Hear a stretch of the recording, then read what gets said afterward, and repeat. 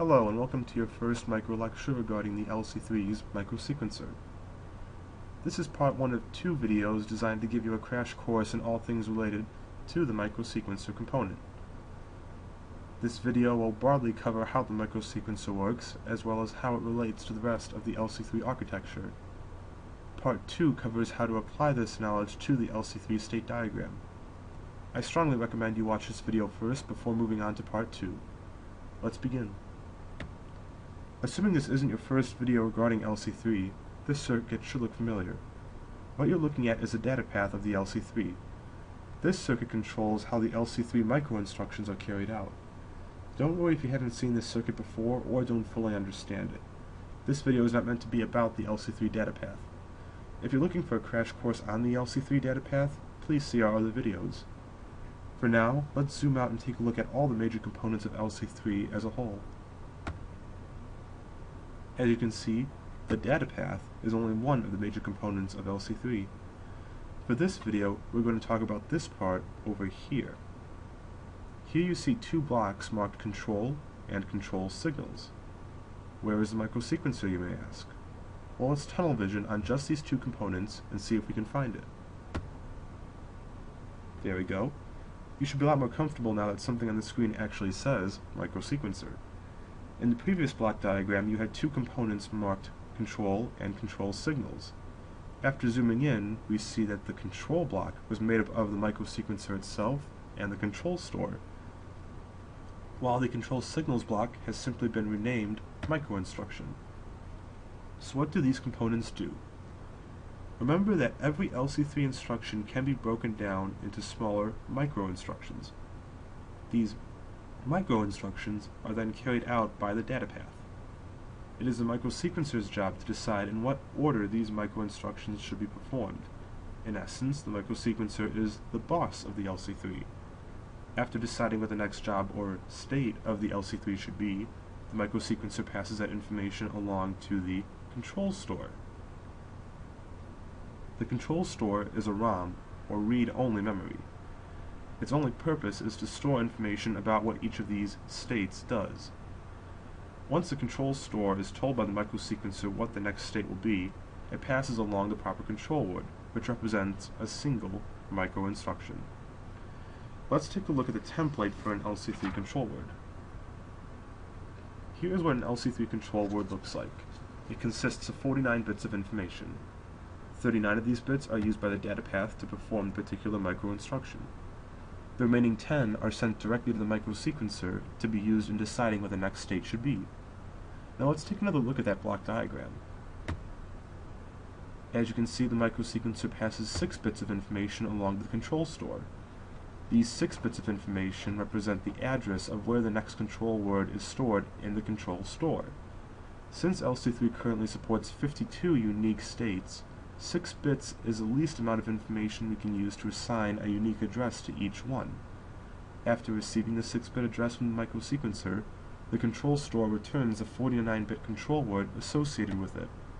As such, we can say that the control store has a 6-bit address space and 49-bit addressability.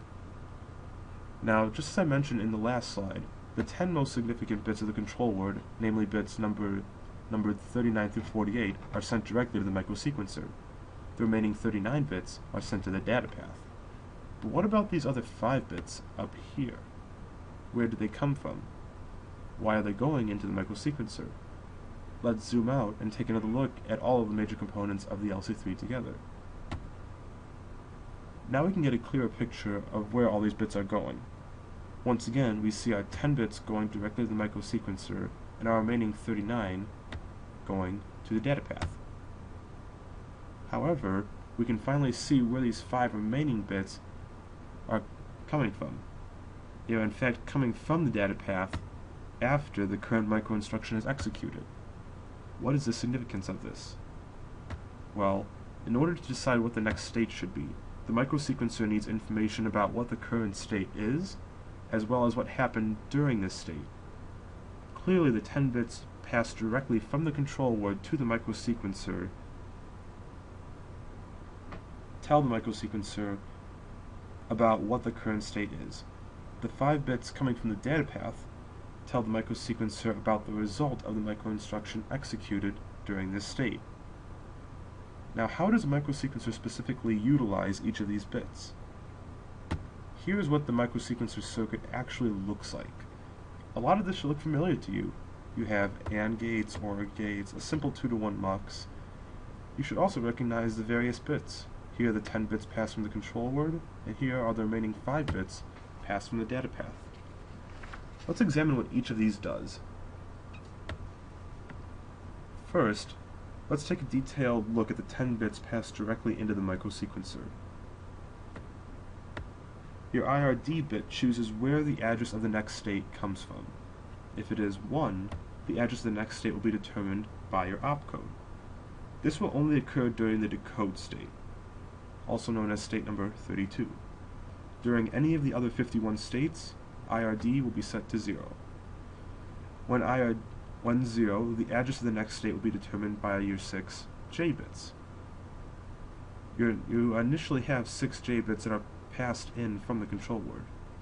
However, depending on the condition bits and the bits passed in from the data path, these bits can be subject to change before being passed out to the control store.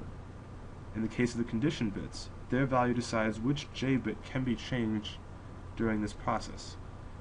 For example, if the condition bits are set to 0, none of the J bits will change and all of them will pass through to the control store unchanged. And if not 0, one of the J bits may change. However, only one of them may be changed during this process. Each of the remaining 5 bits that came from the data path has a unique meaning.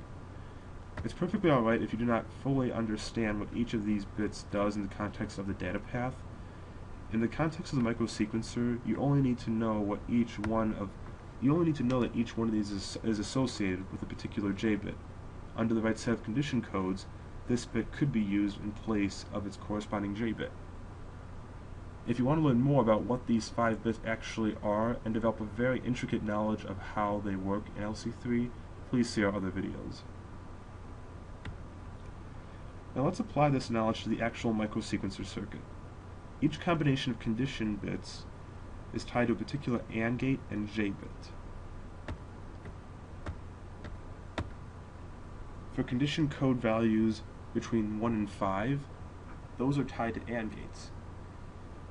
If the condition code is a 0, that guarantees that no bit will be changed, and values 6 and 7 of the control values are not used. So what happens if one of these AND gates does output a 1? This output is being passed into an OR gate alongside the corresponding J bit. So if that J bit is already a 1, there really isn't any way of changing it with only an OR gate. However, if that J bit was a 0, the OR bit would then change it to a 1 if the corresponding AND gate outputted a 1. Essentially, if the J bit is 0, the new J bit will be whatever the output of the corresponding AND gate is. Keep in mind that only one of these J bits can change during this process, since only one of the AND gates could output 1 at any given point in time. This is how the condition codes are able to tell us which J bit is capable of being changed.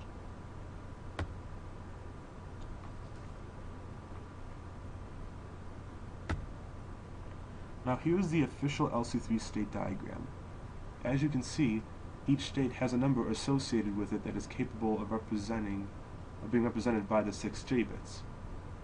Coming up in part 2, we will be exploring this diagram and applying our knowledge of the microsequencer to it. If you found this video informative, then please be sure to check out part 2 of the microsequencer, as well as our other LC3 videos. Thank you for watching.